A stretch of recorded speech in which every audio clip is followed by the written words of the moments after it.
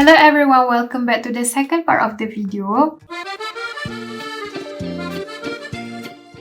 Untuk grammar part for lesson kita hari ni, we will see the conjugations for the verb aller ataupun to go ataupun to be going and the verb venir, to come. Why do we need these two conjugations? Because dia akan relate dengan the lesson after that, which is le futur proche and le passé récent.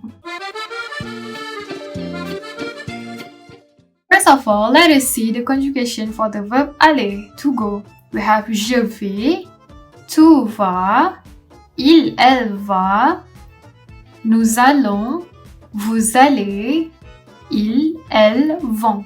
Penggunaan verb aller, as we know, the first of all is whenever we want to go somewhere. Aller, to go, plus à, to, plus tempat. Okay?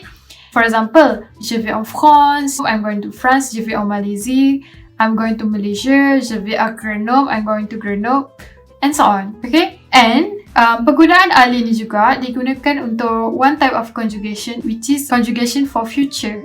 We say sujet plus aller plus verb infinitif ataupun root verb plus complément, the complementary. For example, je vais faire du sport ce soir. I'm going to do some sports this evening. Tu vas faire du sport ce soir. Another example, you can say je vais manger cet après-midi. I'm going to eat this afternoon. So this is a type of future. Whenever you want to say you will do something or you are going to do something, you will use je vais plus infinitive and plus complement. Okay?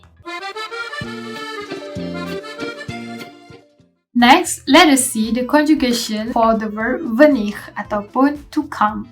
We say je viens, tu viens, il, elle, on vient, nous venons, vous venez, ils, elles viennent.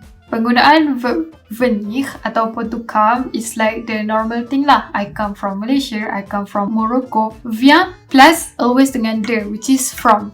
So, je viens de la Malaisie, I come from Malaysia, ataupun je viens du Maroc, when I come from Morocco, and so on. Selain itu, there's another type of conjugation yang memerlukan kita guna verb venir, which is le passé récent. Kalau dalam bahasa Inggerisnya, passé récent is something yang we just did. Oh, baru je. I recently did something. The usage of passé récent is like this. Sujet, subject, plus venir, verb, plus de, plus verb infinitive ataupun root verb, and plus complement.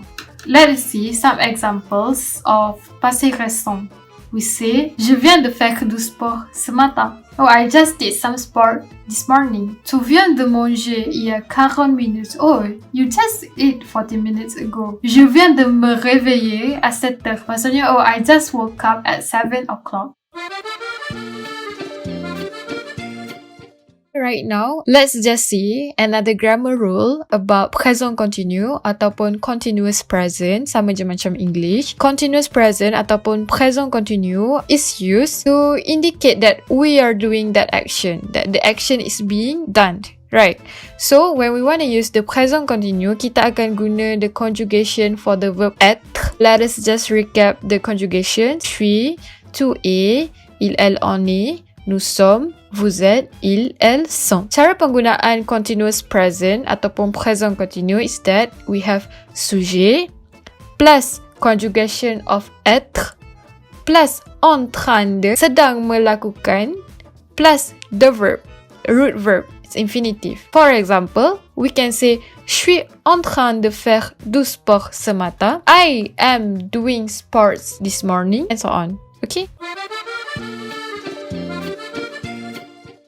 Before we end the lesson, let us just recap so that you guys can understand better. So just now, we just learned about passé récent, présent continu, and futur proche. The chronology goes like this. You can see that we have passé, the past, présent, present, et futur, the future. Now imagine that we are in the present. We are currently in the present.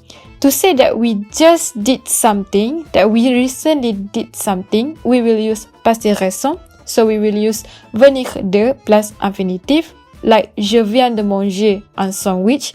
oh, I just ate a sandwich.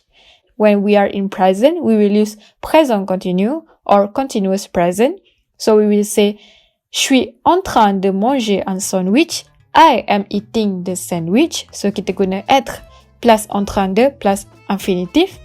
And finally, when the action about eating sandwich will be in the future, we will use the futur proche. So aller plus infinitif. And we will say, je vais manger un sandwich. Okay? So that's all for the grammar part for today's lesson. See you guys next week.